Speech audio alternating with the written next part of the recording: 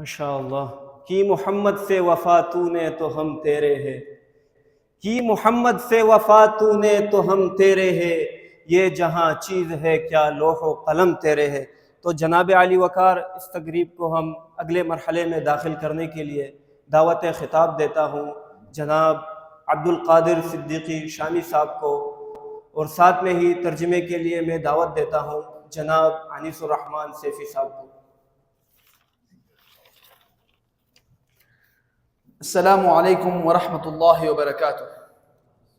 بسم اللہ الرحمن الرحیم. الحمد للہ رب العالمین والصلاة والسلام على سید الانبیاء والمرسلین وعلى آلہ وصحبہ اجمعین. اولا ارحب بسعادة السفیر في مركز الشام الإسلامي الدولي من قبل جميع طلاب باكستان، وأشكر سيدنا الذي اهتم بنا وأتى بنا إلى الشام الشيخ عامر إخلاق صديقي شامي حفظه الله تعالى. حمد و ثنا کے بعد سب سے پہلے میں سفیر صاحب کو خوش آمدید کہتا ہوں تمام طلباء کی جانب سے، اور اسی کے ساتھ میں شکریہ ادا کرتا ہوں علامہ عامر اخلاق شامی صاحب کا جو ہمیں پاکستان سے شام شریف لے کر آئے. وبعد عندما يأتي زمن الفتن وتتغير العقول ويتلاعب أصحاب المصالح والشهوات بمصادر التشريع الإسلامي، جب فتنوں کا زمانہ آتا ہے اور عقلیں فتنوں کا شکار ہو جاتی ہیں اور شہوت پسند لوگ چاہتے ہیں کہ وہ مصادر اسلامیہ کے ساتھ کھیلیں، ويحاولون تغيير الدين في حياة الناس، وہ چاہتے ہیں کہ وہ لوگوں کی زندگیوں سے اسلام کو تبدیل کر دیں، ويحاولون تحويله من أن يكون سببا من الاستقرار والسعادة للناس إلى أن يكون سببا للخلاف والانقسام. وہ اسلام جو لوگوں کے لیے استحکام اور امن کا سبب ہے، وہ چاہتے ہیں کہ وہ اس اسلام کو فرقہ بندی کا سبب بنا لیں. عندما يأتي هذا الزمان جب یہ زمانہ آتا ہے يحتاج الناس لنور يحاربون به الظلام، لوگوں کو نور کی حاجت ہے کہ اس کے ذریعے وہ ظلمتوں کے ساتھ مقابلہ کر سکیں، ولوسطية يحاربون بها التطرف، اور انہیں اعتدال کی ضرورت ہے جس کے ذریعے وہ انتہا پسندی کا مقابلہ کریں، ولعلم نقي يحاربون به الجهل، اور انہیں اس علم کی حاجت ہے جس کے ذریعے وہ جہل کا مقابلہ کر سکیں.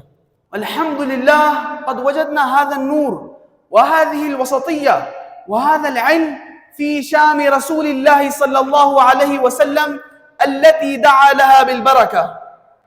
الحمدللہ ہم نے وہ نور، وہ علم رسول پاک صلی اللہ علیہ وسلم کے شام میں پایا، وہ شام جس کے بارے میں سرکار پاک علیہ السلام نے خود دعا فرمائی.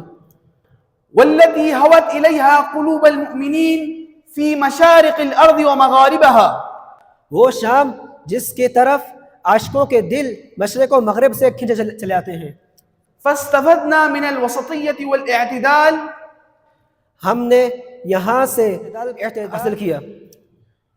والتقت التربية الباكستانية بالتربية الشامية، اور شامی اخلاق اور پاکستانی اخلاق کا امتزاج ہوا، لتخرج دعاة وعلماء يحملون الأمن لأوطانهم، تاکہ ان مبلغین کا خروج ہو جو کہ معاشرے میں امن پھیلا سکیں، والخير لمجتمعاتهم والأمان للناس، تاکہ وہ معاشرے میں امن پھیلا سکے اور لوگوں کے لیے خیر کا سبب بنے.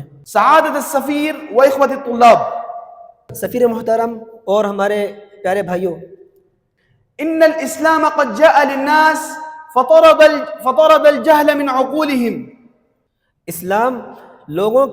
اسلام جب آیا تو اس نے لوگوں کے دلوں سے فتنوں کو نکالا، وحارب التعصب في أفكارهم ونور عقولا مظلمة، اور ان کے دماغوں سے انتہا پسندی کو دور کیا، وملأ قلوبا بالحب قد امتلأت بالكره والكره كان يسيطر عليها، اور ان دلوں کو محبتوں سے بھر دیا جو کہ نفرتوں سے بھر چکے تھے۔